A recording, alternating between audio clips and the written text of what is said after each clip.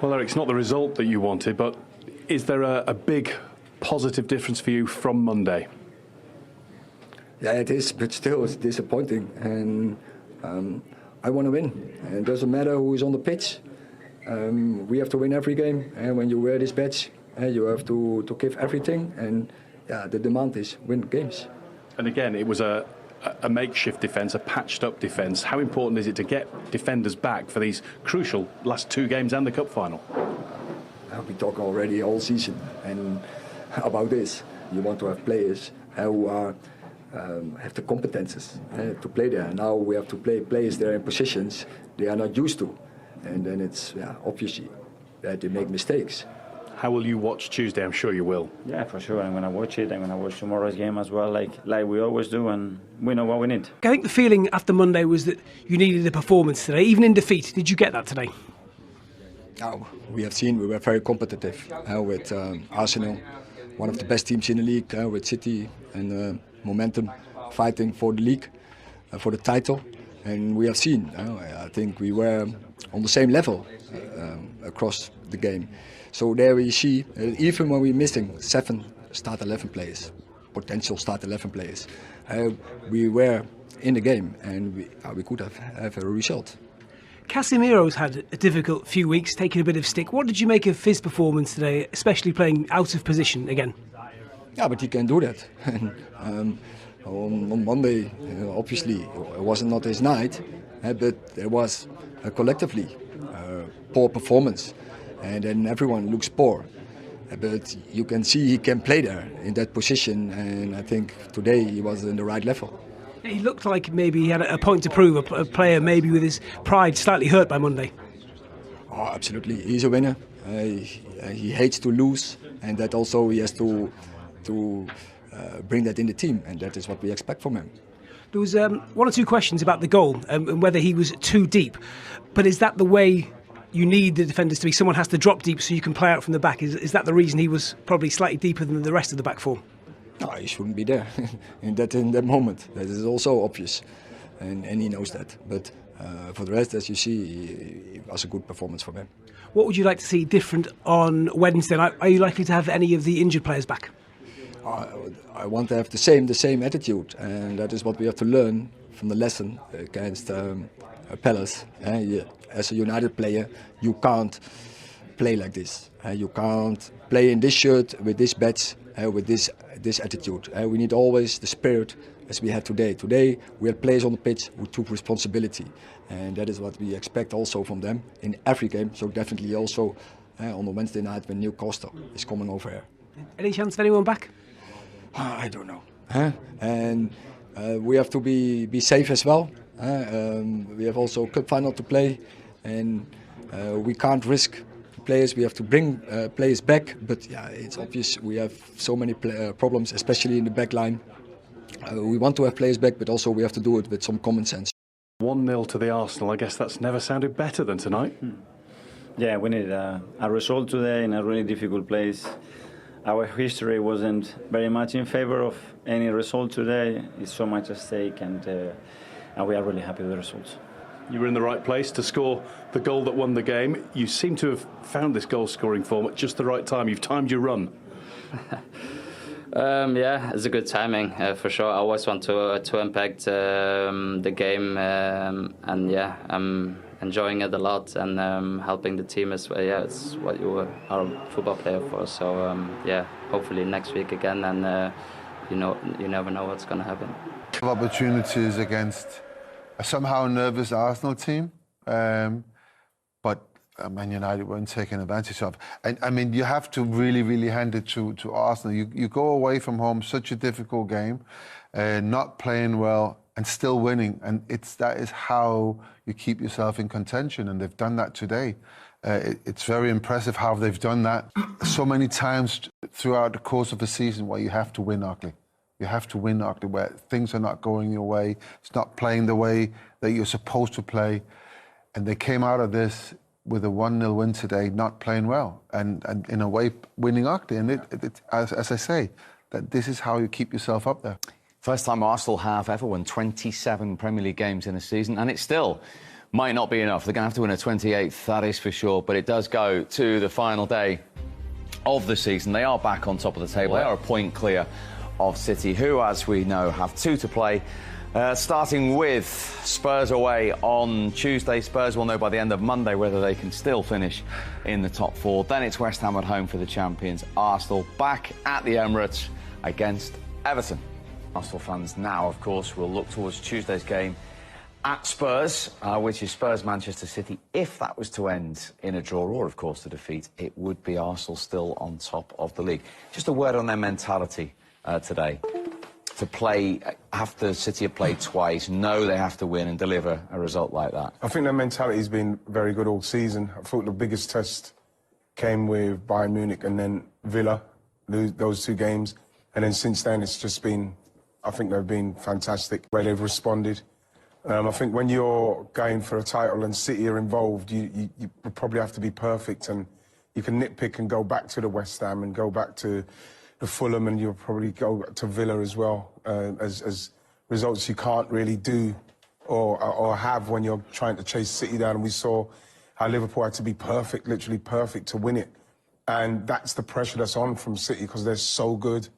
They're so good. This team, I don't think they could do anymore with the squad they've got and the depth of squad. I'm not team. I don't think they could do anymore with the team. I don't think they could do anymore with the squad they've got and the depth of squad. I'm not sure they could do any. That line and then roll it out when it doesn't really matter, in terms of it could be made to look silly in the future saying that, but no, that's exactly what they are, and it's nice to see his honour. Many times when you get to this stage of the season, and as you said early, don't hit the standards, still get the job done, keep the clean sheet.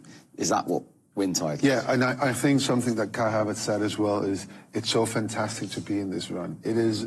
When you are in that run, it really is. It's when you come to life as a footballer. Yes, sometimes it's really hard because if you've been very successful, and in our time we had replays in the cup as well.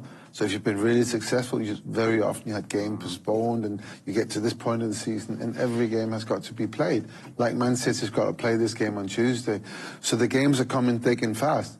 And yeah, it's tough, but it's also really good fun because you're in there. It's all about you and your performances, and it's something to enjoy because you really don't know when it's going to come again, if it's going to come again. So I really like the fact that he mentioned that it's good fun. But of course, it's hard work as well, and you've got to concentrate. And I think what Arsenal did today, without playing anything like what they've played before, they did the job. They made it really, really difficult. They got the chance.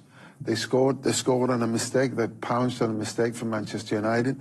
They got the chance. They scored the goal. They protected it from there. And in reality, even though the stats tell you the end, but they never really had the chance that could sort of put them back in the game. I think when you look at when Man United were attacking, it didn't seem like there was any fluency in what they were doing. It felt like get the ball to Garnacho and then try and do something. Didn't feel like passing through fluid, moving Arsenal around. It felt like, you know, they were hoping that an individual would do something. And obviously this is where they miss someone like Bruno Fernandes, because he's the one that normally can, in a game like this, pull it out the fire. Normally can, in a game like this, pull it out the fire for them. But today, as much as, you know, 1-0 is never a result that you're, or a scoreline that you're comfortable with, but you know, I felt like we always had the opportunity of maybe going up another game, scoring a goal, but I still felt, you're still afraid for Man United might do something, and I'm glad they didn't. 46 points from 51 they've taken. I mean, that is the title, isn't it? That kind of unbelievable consistency and momentum. Yeah. Yeah, they will look back, if they don't win it this season. Liverpool will be doing the same for the last nearly decade, but teams will be... It's so hard for teams to... when there's two great teams in one era. And there's no question this Manchester City team is a great team. How Liverpool have only won one title in the last 8 years or whatever is incredible. And Arsenal might be saying the same in a few years. You know, they absolutely deserve the title this season by the way they play. They would have won it in a lot of other seasons. You know, what could they get? About 89 points or something at the end of it. It's a league-winning season, that is. So, yeah, to be to have a great team at the same time as another one is pretty hard to take. But hey, it's not over yet. Certainly is. As I said to you earlier, 27 Premier League wins, more than any other Arsenal team in the Premier League era, more than the Invincibles, and it still might not be enough to win the league. But do you think Tuesday, ironically, Tottenham is the most likely when you look at West Ham at the Etihad for Manchester City? Is it all on Tuesday now? I just look at a Man City side that they've not lost this year. Was it 33 wins? You know, I still can't understand how Rodri's not in the Player of the Year, but the fact is that we're trying to ask a team like Tottenham, who have been so up and down, so open, to stop a Manchester City. You know, I can't get carried away with hoping that something happens. They haven't got a single Premier League point or goal in the Tottenham Hotspur Stadium. Well, this is when we find out. You know, you can hang your hope on that, obviously, but, like, this is where we find out, because City are in a frame of mind where they know this is it. They can't lose this game if it comes down. City knows that they can't do anything other than try and get a draw out of this game. They can't even get a draw out of this game. They've got to win the game. Got to win the game. But they've never played Tottenham in the title race. They've never played at this time at the Tottenham Stadium. No. And I think that plays into this is where they are the best. They build up, like Sir Alex used to say, it starts at Easter. They've built up to that, they're thereabouts, and then they're just relentless. They've done it for years, you know. When the Liverpool race last season, you know. It was 94 points. Season before. I mean, 93. Yeah, 14 consecutive wins. It's just what they do. So tough. I don't think Tottenham can win that game. You have to. If Tottenham win that game, then it will be something that nobody will be expecting. And of course, we're all hoping that can happen, because, you know, I think Arsenal have done brilliantly to get to this stage of the season. Coming off of last season, they've learned a lot from it, and you can see how well the players are playing. But again, we're chasing down a team that's going to probably, if they do it, they will be the best team. You have to say they're the best team in the Premier League era, because they've done it 4 times. Not even the great Man United sides, they've done it 3. But this is a team what they're trying to chase, and it's tough. The bar is high, but they've done magnificent, and they've just got to keep going. And as I said, there's so many subplots here. We're going to watch Villa-Liverpool tomorrow here. If Villa lose that, then that makes that game more difficult for City, because then Spurs think, wow, we can win against Sheffield United and finish 4th. Yeah, and that's the beauty of this season, isn't it? We always wanted it as a neutral to go down to the wire. Relegation is looking like it's sorted, but European football is not. And, of course, the big one, the title, is not either. So we're still hoping it goes down to the last day. And whoever wins will be absolute deserving of the title, because 2 teams are absolutely incredible, not much between them at all. But Manchester City, I agree with the lads, I've said it all season, they've just got gears, and as soon as they start needing to win in the last 2 months of the season, we've seen it before. It's they're a hard team to stop. So you just think 2 wins for City? I'm starting to believe that both teams will just win all their games now. They're in the zone. They're in the title-winning zone, and I don't think there's going to be a slip-up. But all Arsenal can do, again, they've got 1 game to go. Whatever happens on Tuesday, it's just win the game and just see what happens. Yeah, well, that's what they had to go. Like, today was could have been a really tricky one for them, and I think that there was a little bit of nervousness. You heard Mikel Arteta say that we didn't progress the ball and do what he wanted to do, because that's just nerves. But, like, you have to feel that at home against Everton, knowing the last game of the season, depending on what City do, they're just going to do what they've been doing and winning games and getting it done. Because that's what they've got to do now, because that's what City will do. They'll just get it done. They'll try and get it done. Yeah. Well, it's all on Tuesday. And there's nothing worse, absolutely nothing worse, with not getting it done, and then done it, you would have won it. Yeah. And I've experienced that once. So was Michael. Don't remind him. Yeah. Oh, my God, it's the worst feeling ever. we did beat West Ham. Yes, I remember. Oh my God, the 2-2. Yeah. And it was 0-0, wasn't it? Was that a 0-0? 2-2. 2-2. It was 2-2, Mike. And we won't even mention. To be in this run, it is. When you are in that run, it really is. It's when you come to life as a footballer. Yes, sometimes it's really hard, because if you've been very successful, and in our time we had replays in the cup as well. So if you've been really successful, very often you had game postponed, and you get to this point of the season and every game has got to be played. Like Man City's got to play this game on Tuesday. So the games are coming thick and fast. And yeah, it's tough, but it's also really good fun because you're in there. It's all about you and your performances, and it's something to enjoy because you really don't know when it's going to come again, if it's going to come again. So I really like the fact that he mentioned that it's good fun. But of course, it's hard work as well, and you've got to concentrate. And I think what Arsenal did today, without playing anything like what they've played before, they did the job. They made it really, really difficult. They got the chance. They scored on a mistake. They pounced on a mistake from Manchester United. They got the chance. They scored the goal. They protected it from there. And in reality, even though the stats are telling us something different, Man United were not really. They're not close on scoring. There was a little bit of sort of at the end, but they never really had the chance that could sort of put them back in the game. I think when you look at when Man United were attacking, it didn't seem like there was any fluency in what they were doing. It felt like get the ball to Garnacho and then try and do something. Didn't feel like passing through fluid, moving Arsenal around.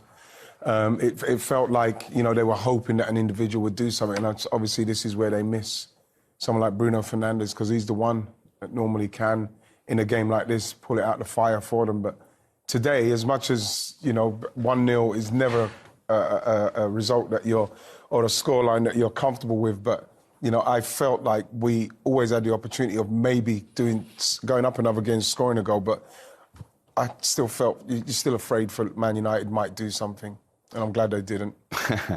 46 points from 51 they've taken. I mean, as you rightly say, against any other team or in any other league, that is the title, isn't it? That kind of unbelievable consistency and momentum. Yeah.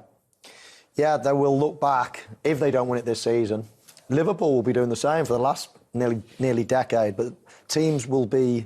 It's so hard for teams to... when there's two great teams in one era. And there's no question this Manchester City team is a great team. How Liverpool have only won one title in the last half dozen, 8 years or whatever is incredible. And Arsenal might be saying the same in a few years. You know, they absolutely deserve the title this season by the way they played. They would have won it in a lot of other seasons. You know, what could they get? About 89 points or something at the end of it. It's a league-winning season, that is. So, yeah, to be to have a great team at the same time as another one is pretty hard to take. But hey, it's not over yet. Yeah, and we're looking at everything at the moment. I'm just hearing the rain's got even heavier. Who knows if this game had kicked off at the normal time on a Sunday? Well, this might have even been postponed or halted. Like, judging by looking at this, that probably would have when you look at that. And this is Manchester, by the way. So that pitch is well drained. It doesn't rain like this all the time, but it rains a lot in Manchester, and that pitch is really, really well drained. It's built to absorb all this water. So on a Sunday, if we kicked off an hour later like we normally done, we might, who knows? We might not got that completed. Yeah, and they missed it just in the nick of time as well, didn't they? As you can see there, unbelievable pictures. That would have been quite something, wouldn't it? 15 minutes to go and the rain pours down like that. What happens then? But anyway, do you replay it? Do you have to pull the players off? But anyway, if, buts and maybes. Yeah, they got it through. And they got it through courtesy of Trossard. We've mentioned his 17 goals. Yeah. He said they only had one effort. He's been a bit kind. They had 5 efforts on target, but clear sightings of goals. I think this is what he might have been saying, a clear sight. And I think this is where Arsenal were ruthless. And we heard Kai Havertz in these interviews saying that he had a look across and saw Casemiro not coming out, and that is the level that we're dealing with. You can't make a mistake of this magnitude in a game that means so much to the opposition, like Casemiro's doing here. He's not getting out quick enough. Like you noticed there, Pete. He's got to get out there quicker. Kai Havertz has seen it. Ben White's executed very, very well. But I think the Trossard's run. Wan-Bissaka, I'm very surprised he's let him get across him like that, but the run is very good. Maybe that's where Casemiro should have went, but he's got in there with pace and then sorted his feet out, because the ball's come across really quickly, Mick. You know what I mean, Mike? When you look at him, he's really sorted his feet out quickly. Look, yeah, really simply just to put the pressure on United. Yeah, I mean, I love that type of finish, because as a centre forward, you're having to. It's all about timing, isn't it, Wrighty? You're having to guess when, or educate a guess when the ball's going to leave his foot. You've then got to time it, thinking, right, the ball's going to go there to there. If I go early, I'm going to be too far past the near post, or I'm going to have to slow my run and the defender gets it. So you've got to be absolute lightning fast, as quick as you can, but time it perfectly. So you've got, you know, and that's all it is, isn't it? It's brilliant, Trossard there. Yeah, it's great. The finish is the easy bit, exactly, the finish is easy. He's made it easy, but like when Michael explains the amount of thought that's gone into that's got to go from Kai Havertz's pass has got to have the right amount of pace to get through past the players, get past the keeper, and then the run. I think the run and the timing of Trossard's run, when you look at Wan-Bissaka, who's a very good one-on-one defender, it's just brilliant. And it's one of those, again, it's one of those goals that we take for granted. Oh, he's just a tap-in. But there's a lot of work that's gone in to make that look as easy as it was. Earlier on, you touched upon... Can I just, go on, yeah. From a defending point of view, I mean, obviously there are a few mistakes in there. So what you have here, you got Casemiro. We talked about this before the game. Casemiro is not a centre-half. I think he proved that on Monday night. So when we don't see Onana, right? So we don't see Onana should be pushing up behind him and actually say, go further forward, go further forward. He doesn't do that. He actually stays on the line.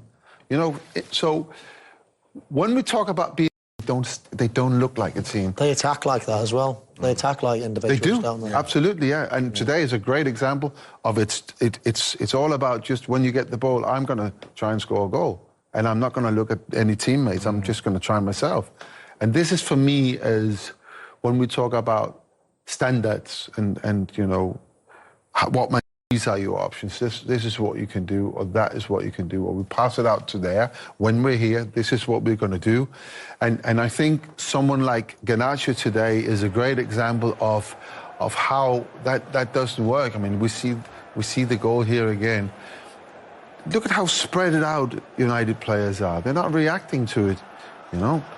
Yeah, I mean, listen, it takes two to tango, doesn't it, I suppose, but us as centre-forwards, us as attacking players, you prey on a weakness, you try to force errors. If nobody made any errors, every game would be 0-0. So, of course, we're constantly thinking, right, he's dropped, he's not squeezed up too quickly, right, now Havertz is... And then there's a chain reaction of problems in behind it. So that's what we're preying on. Of course, Peter will see it in a certain way as well, but, you know, there will always be little mistakes, and it's how you punish them, how you capitalise on them, and how you put that pressure on.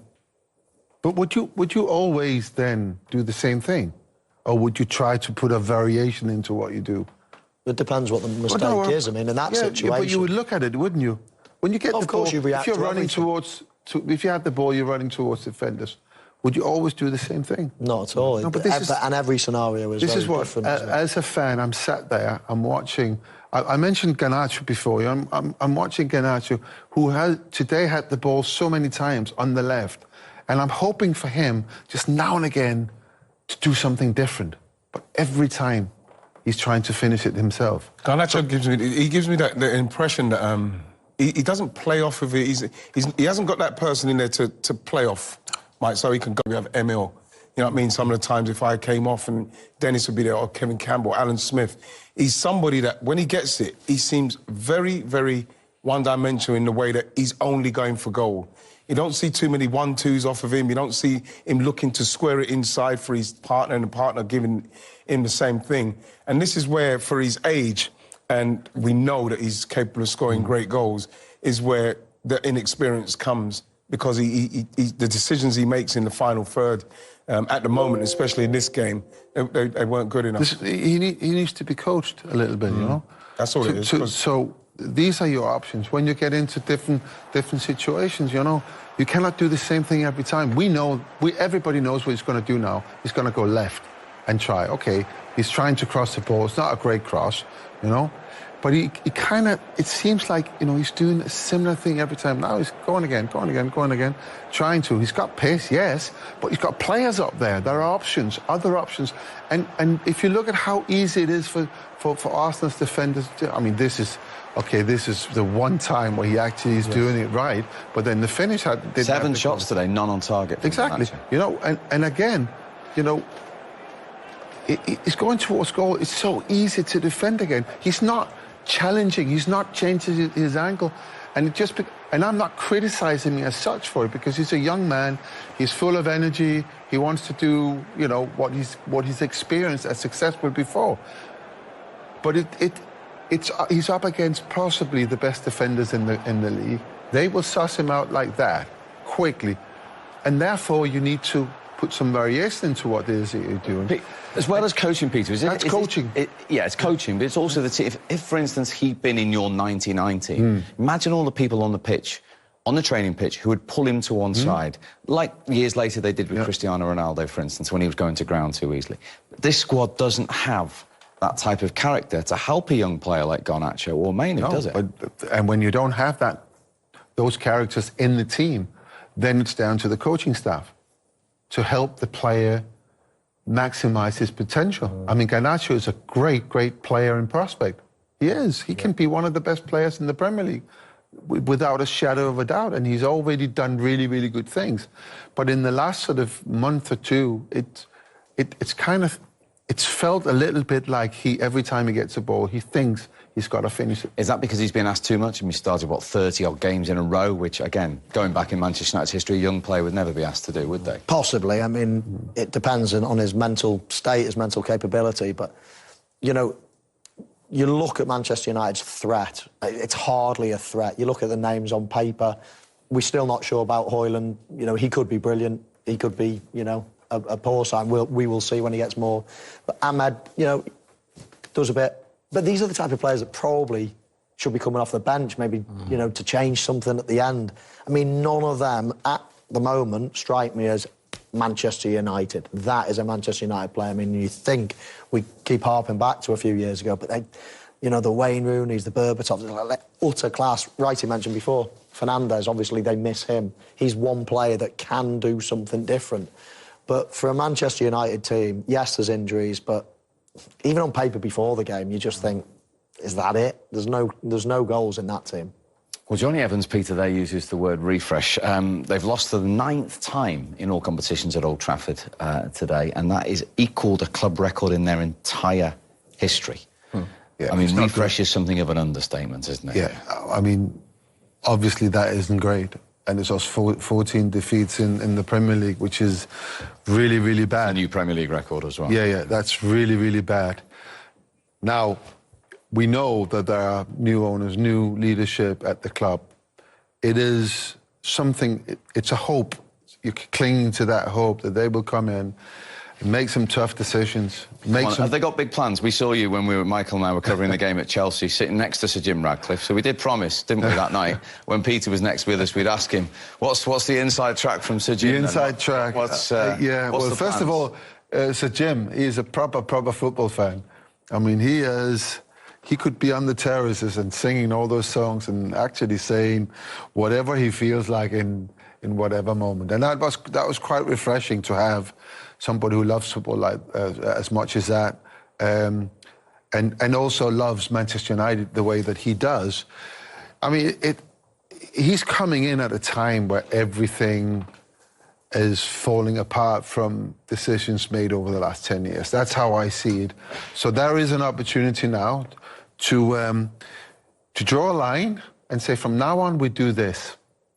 There's already, I mean, we've seen from the media, it was always, you know, something about an email and he's done this and people are complaining about that. But changes are going to hurt. They are going to hurt. Something's got to give. And that is my hope that this summer, that something big, a big statement is going to be made. That tells me as a Manchester United fan that we're now changing direction. We cannot continue in the same way. We cannot keep believing that we can buy players and buy our way out of it, because we tried. We have really, really tried. We are the football club in the world with the highest net spend in the last 10 years. We can't keep doing that. We've got to be clever. We've got to develop players as the club has always done for their most successful periods. We've got to be smart and scout really well, do the diligence on players, make sure that we get the right type of players in. When we look at the squad today, we've got one team, or the squads, we've got one team challenging for the championship, we've got one team not challenging for it. The one team, they've got every position covered on the bench, from the bench, and you will not really see the difference when they make the substitutions, other than a little bit more energy but the quality won't fall. But for Man United, you see all the young players who's never played in the team before. They are then being asked to come in and do that job. That's not what Manchester United is all about. It's not. And, you know, what are the changes going to be? I don't know. People crying for a new manager, people crying for certain players to leave. We have to wait and see, but something's got to give, for sure. And it's not going to be a quick fix, whatever happens, is it? No, I would say not. I'd say not, but although, you know, someone like Mikel Arteta came into Arsenal as opposite number today, and you'd say that that's happened reasonably quick, isn't it? Listen, it's not in as bad a shape as Man United are now, though? No. But there was a lot of players that had to go, though. He had to do a lot of work behind the scenes. And that's hard. That's harder sometimes than getting players in, isn't it? Yeah. And you'd also say that Manchester United would have the financial clout to accelerate the process better than Arsenal back at that time. But Mikel Arteta's done it, and, you know, done it really well. So, you know, it can happen, but it's not gonna happen in a year or two, is it? They're not going to win the league again. Well, one of the big problems is, of course, that players have been signed for very, very high transfer fees, which has to be appreciated over a certain number of years. So they've had to sign long contract, 5-year contract, at very, very high wages. You know, and if the players that you've signed are not good enough, are they gonna leave? I mean, there are certain players at the end of their careers. Are they going to leave and then leave all that money behind? I don't think so. So they're still there, and they're still in, you know, in consideration with FFP, you know, which is something that United really have to be careful about now. So it's not as easy as we think to make those changes, especially getting players out, players we don't want there.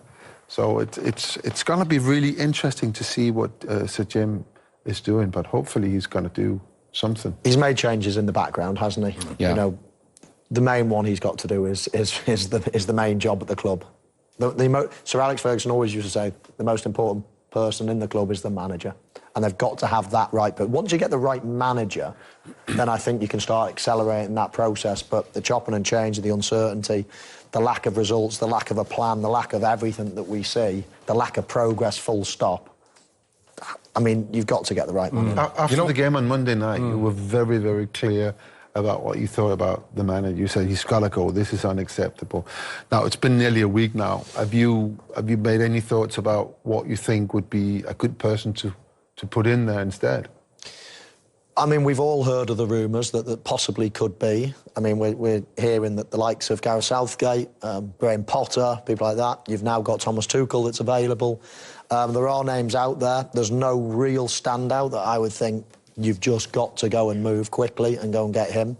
But I just think, you know, I know you've always got to have a plan after you make a decision like that, but this current manager fills me with no confidence whatsoever. And, you know, what are Manchester United going to do? Wait for the perfect candidate? You might be waiting a year, 2 years, 3 years. In the meantime, going to keep being served up this?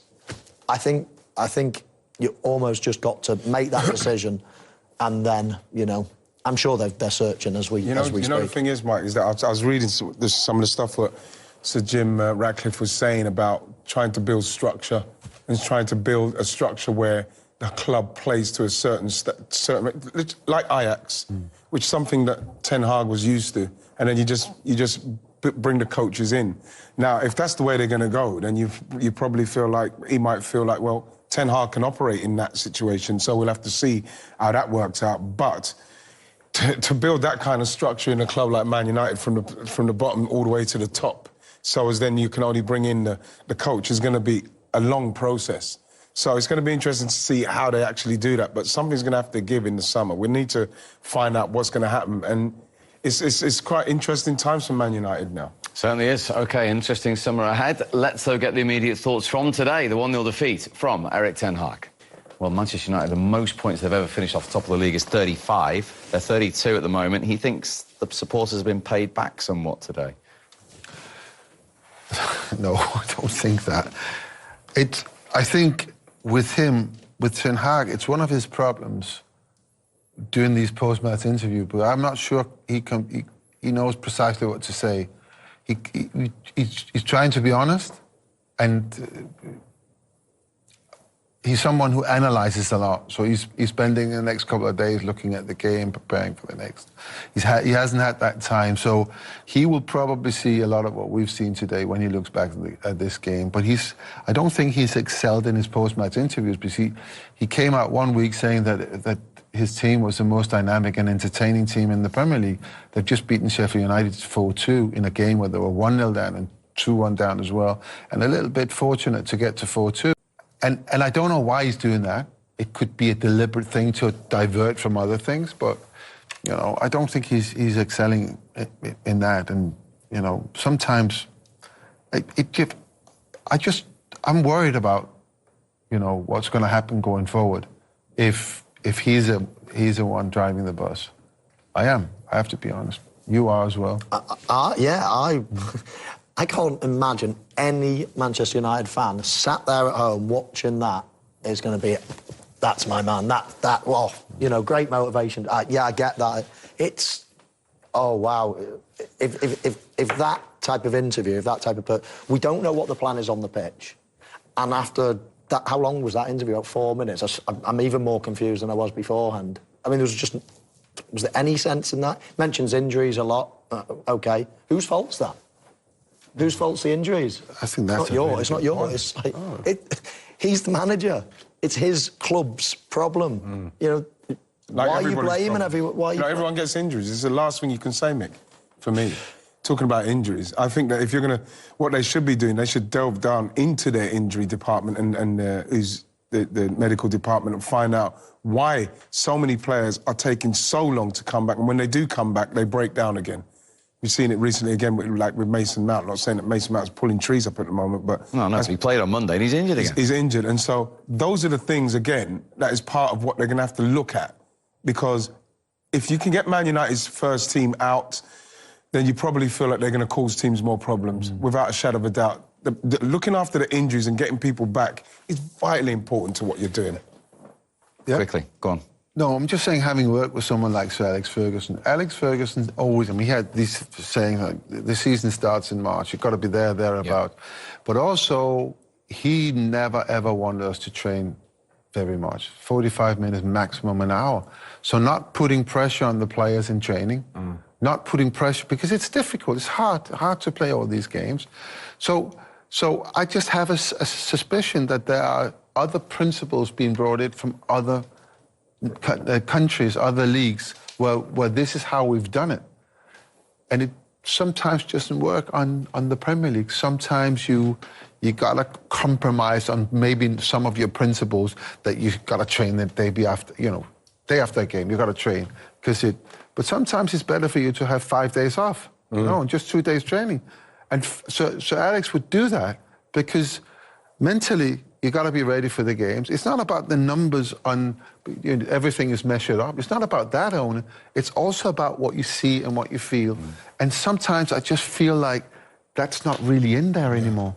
I remember that time he gave you a week off, you and Scholesy, do you remember? You went to Barbados, Scholesy went to the Lake District. I left playing really, really badly. I came back playing really, really well. Yeah. Because now you know, not playing, but playing what I was Michael in Sandy Lane, and then there you were. Yeah, brilliant. How the other half lives?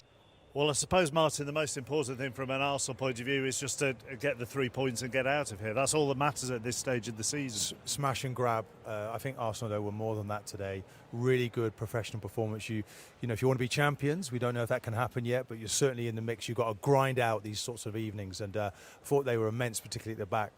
So, you know, whenever you win here, it's sort of, you talk about titles, don't you? Certainly in my era, and maybe we're talking about it this year as well for this group. And that is why I think post-match Mikel Arteta was so keen to stress the mentality of his team. Yeah, I think that's the thing maybe we were questioned last year. They didn't have the mentality to go all the way to the last game of the season. Now they do. It felt at times today, Mark, I was a wee bit nervy at times, but rightly so. At 1-0, anything can happen, a slip over, a mistake, and you know, Man United get back into the game. But I think overall they deserve to get the 3 points. Those nerves are understandable, aren't they? Well, of course they are. And you think of the history of this fixture, and I thought it was weighing a bit heavy on the team. They know if they can get the job done, the next one's Everton at home, put that pressure back onto Man City, and you could just feel that tension tingle in the air. And it was a long game for me. Watching when Arsenal went in front, it was nervy, but I just thought the way they were defending, those two central defenders were quite magnificent today.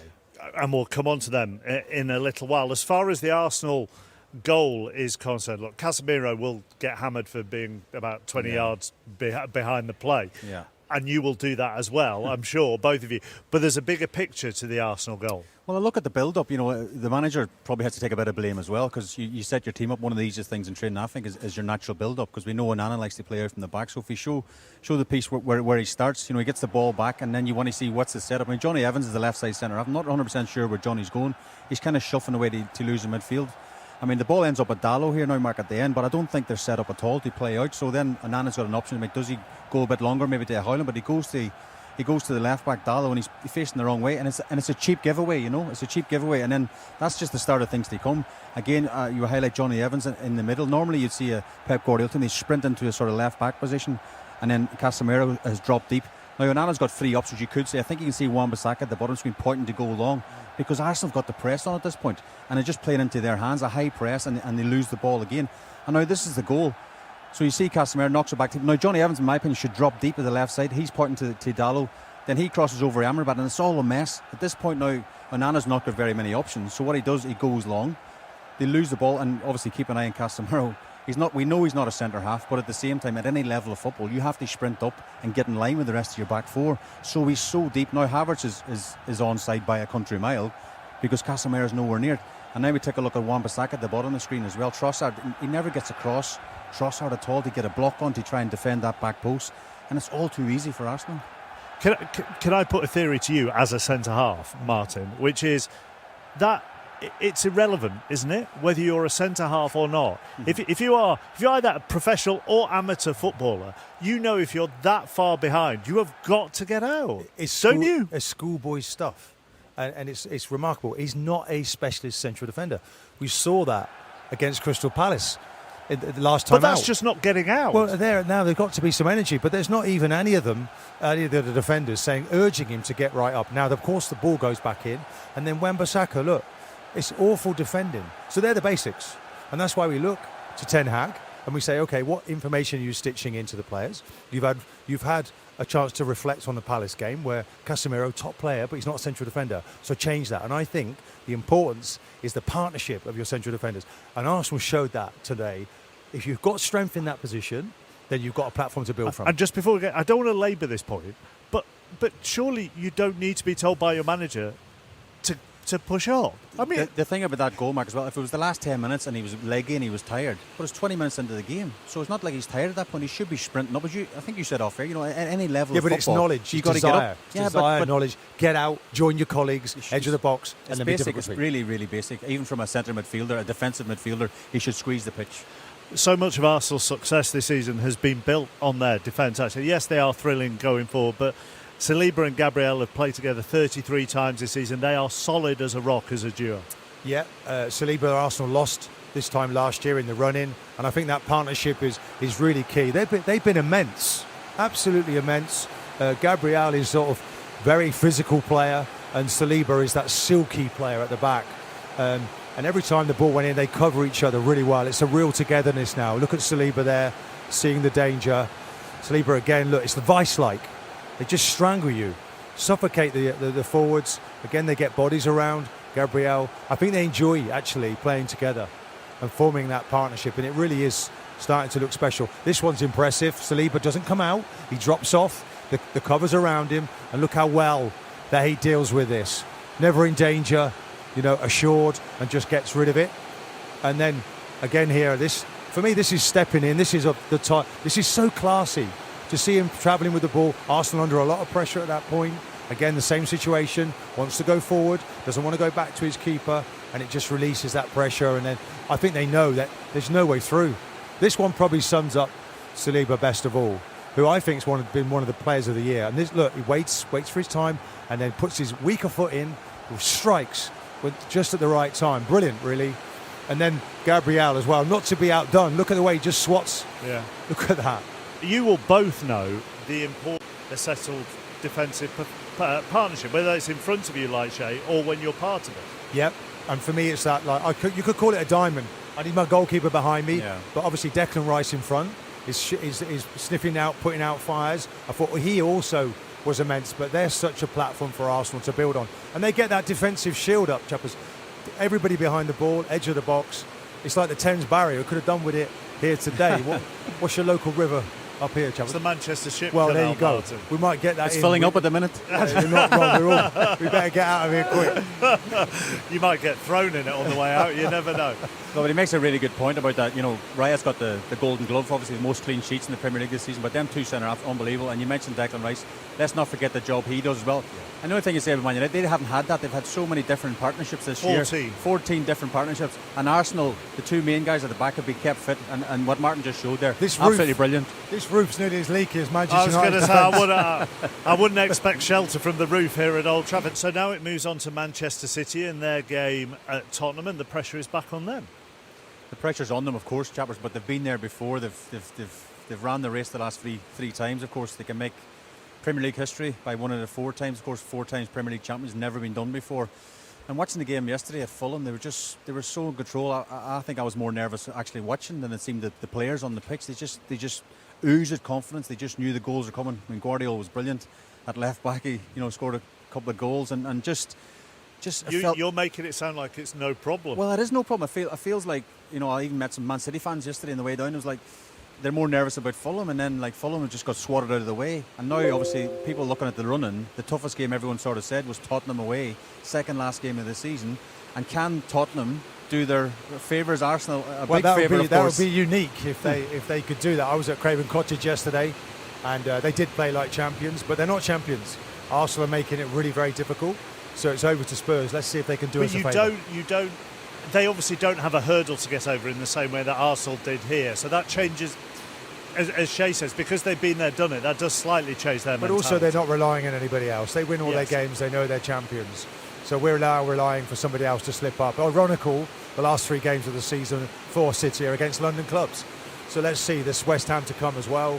But Arsenal, the most important thing is Arsenal making this difficult for City, and that Pep's not sitting there with a bottle of red wine tonight as a champion. Arsenal are taking it right to the wire. Go on. No, I was just going to say, when I was a kid at Blackburn, they won the league, and I remember the last game of the season, they went to Anfield, and Liverpool beat them 2-1. And I think Jamie Redknapp scored a free. Didn't know what to celebrate, and the crowd as well was all really quiet within Anfield. It'll just be interesting to see what the atmosphere is like on Tuesday night. It will. Right, let's show you the first set of goals from yesterday. He's not the only person connected with Arsenal who was suddenly finding a love for Tottenham. Tim Sherwood. This is the first time since 98-99, when Tim played on the final day for Tottenham against Manchester United, that Arsenal have taken it to the last day of the season, when they won it in 02 and 04. It was already wrapped up by then. Manchester, just a couple of stats for you. Manchester United have lost 19 games in all competitions, which is the most for 45 years. Arsenal have now won more games in a season since 1970-71, when they won the old First Division title. So they've won more games than the Invincibles did, and any of Arsene Wenger's teams. They've won 27 games this season. That was quite an average game. Do you think Arsenal approached it the right way? Because Liverpool, we talked about this on an eye off air, got involved in a bit of a chaotic game with Manchester United. I think Arsenal were worried about leaving gaps if it were that sort of match. Yeah, I think it was important to score, obviously. Once they go ahead, I think it completely changed his mindset. I think Mikel was adapted recently in the last couple of seasons. I think he used to be hell-bent on, no, we need to control the game at all costs. But he's evolving as a manager. He's absolutely outstanding at the moment. And what he's done is decided, we have something, we'll protect it. They haven't got too many threats. I think it was a lack of respect, really, for Man United, because he knows they're not going to go open up. They have a few moments, but if we can keep them out there, and just when it needs to be kicked, we'll kick it. Saliba, Gabriel, outstanding. Even Tomiyasu and Ben White, quality. In front, Odegaard wasn't playing in their final third. He was, in there with Declan, and just patrolling and breaking the game up. They've really frustrated Man United, and they just never had the quality to break them down. So I think the manager's turned the page over, I really do. I think he's learnt from last year. There's no accusation levelled at them of bottling it this year. They take it to the last game. You can't have bottled it if you take it to the last day. It's just a shame they're up against the juggernaut of a team in Man City, but magnificent Arsenal, and I enjoyed that performance today, I really did. As a coach, when you look at it, you think, OK, wasn't spectacular, wasn't the most entertaining game for the neutral. Didn't need to be, did it? But they got the job done. They're efficient now, Don. Yeah. They get the job done. They know how to get over the line. It's just a shame that it might be very difficult for them to win the league because of Man City. You were a little bit more nervy than I was. But watching the game, 1-0's one. I mean, the point is that 1 goal ahead, you can have a refereeing decision, a deflection, a set piece, a corner, or whatever. Yeah. So, but there is an element of danger still, isn't there? There is, but I got the impression watching Man United today, they could have been there for 3 hours, they wouldn't have scored. They haven't got any goal scorers on the pitch, and Arsenal were in that sort of state of mind where they thought, if we really push for the second goal, which is what we want and what the club wants and what the fans want, it can be chaotic. And that's where then Man United could try and hit you on the counter with Garnacho because of his pace. They wanted Arsenal to come out and really go at it. And therefore leave spaces that they might be able to... So as a player, where Tim's saying they're professional and patrolling, what you do is you just say to the opposition, you're going to have to do something spectacular to beat us, because Declan Rice, I guarantee you, Mark, it would have been one of them games where when the players got in afterwards, it would have been a relief, obviously, because of the scoreline and the win. Mentally, it would have been difficult because he got over the line. But physically, I bet you some of them players, Arsenal players, would have thought, could play another match. Because it wasn't hard for them.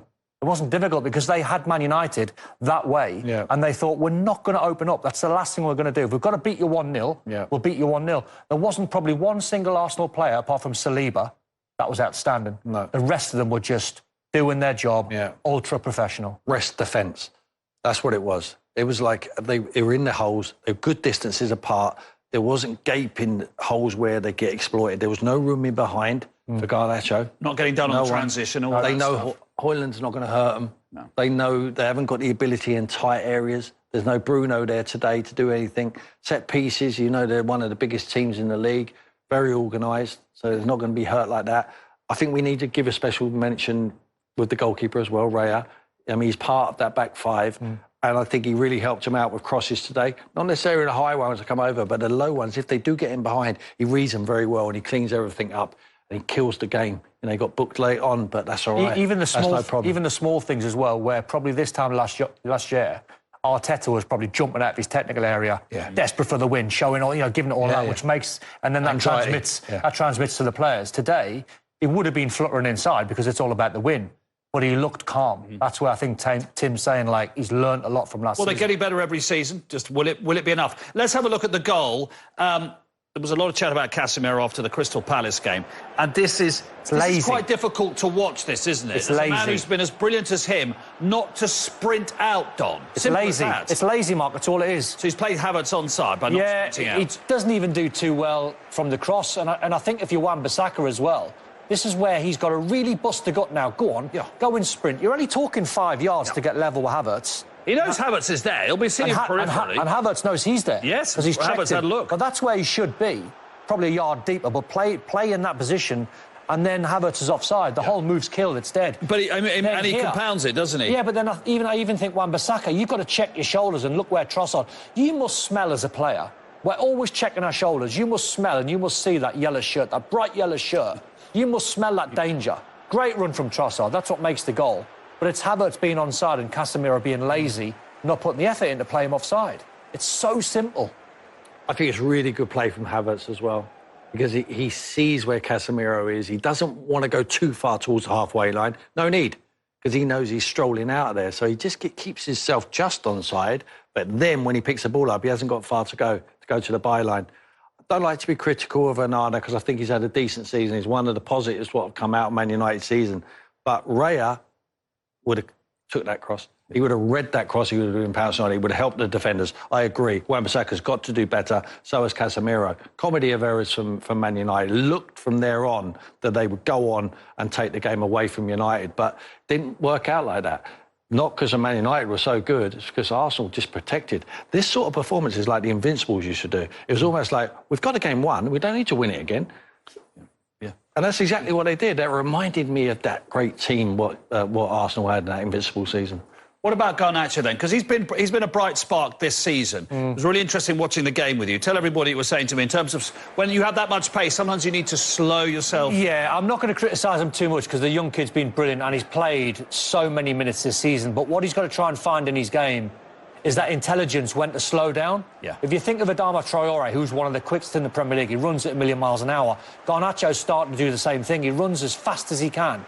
And then he either gets knocked off balance or he's getting crowded out 2v1s. Sometimes you've got to slow down, find another red shirt, just pop it off. You can't take everyone on all of the and time. here, take it on. You take another couple of yards. Yeah. No one's closing That it was down. actually almost the best chance, wasn't it? Right, then once he gets away, this is the very few times Arsenal allowed him to get in behind, but then find a red shirt. So good. Saliba, so good. I'm not criticising him because he's a young kid that's going to get so much better. But look, it's 100 miles an hour. It's fast. He's electric. Yeah. But look, he's losing his balance. Yeah. Do you know what he wants, Don? I mean, I agree. I think he's got a lot of development to do. Hopefully they keep holding, which they do. He's been a positive this year. But the Arsenal defenders hardly ever go to ground. You wouldn't Stay dive on in, their would feet. you? Yeah. You don't dive in because the boy wants you to. Because he takes any touch. He goes to ground far too easy. But like there, he's looking for a foul there. It's not a foul. He's just nudging him off the ball. It's clever defending. But they don't go to ground. They're taught how to defend. That is what Mikel wants. He wants composure in the defending as well as when they're controlling the football. Brilliant, Arsenal. By the way, it was a good thing the game finished when it did, because you probably just saw that last shot there when Garnacho hit it wide, how much it was raining.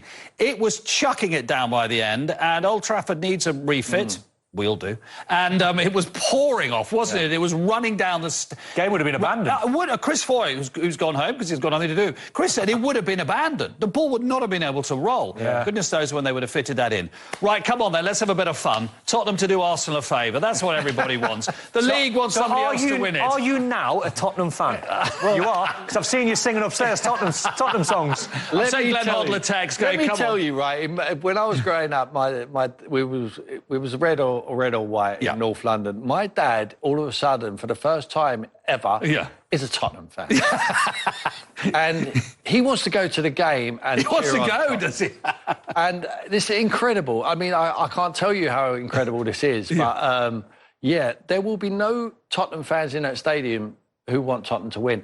And it's strange because Tottenham still have their own prize to go for. Completely. Particularly if Liverpool were to win tomorrow night against Villa. Absolutely, I agree with you. Yeah. I just think it'd be very difficult. But like you mentioned that game when we went to Old Trafford, Les Ferdinand scored for us, and it looked like we've done Arsenal a favour by beating Man United. Well, we scored very early.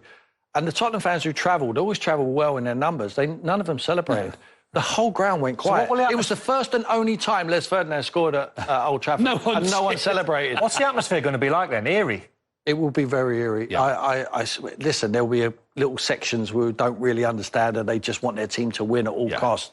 But it will be strange. Yeah, that's going to be amazing, isn't it? It'll be brilliant. I want to see Dad Sherwood with a Tottenham shirt with Sherwood on the back. So you could see... He's the only one. He's the only one. You could see 60,000 fans cheer when Man City score. This is how it should be, football, in all seriousness. Football is so tribal. I completely get it. No Tottenham fan wants Tottenham to win. It'll be the same But the Tottenham players... Oh, yeah. Tim, some of them are playing for their futures here. They've got to ignore that. Like we was. Yeah, exactly. We never give a fault in that dressing room. No. No one ever mentioned we could do Arsenal a favour here. We just wanted to win that football match to beat Man United. We knew it was a huge game. The eyes of the world are on it, as they will be on Tuesday night. And it's really important that they play. And they want to be at that great club, Tottenham. Course. They want to play for their futures or impress fans. That's the sort of game. Yes, that's the sort of game you play for the name on the back of your shirt. Yeah, absolutely. Playing for yourself. Playing for pride. Absolutely. You convince Ange Postecoglou, who has talked about a big churn this summer. I'm not going to be in that churn. I'm staying here next season and playing some sort of European football. Yeah. But no one in the Tottenham stands will be cheering a Tottenham goal.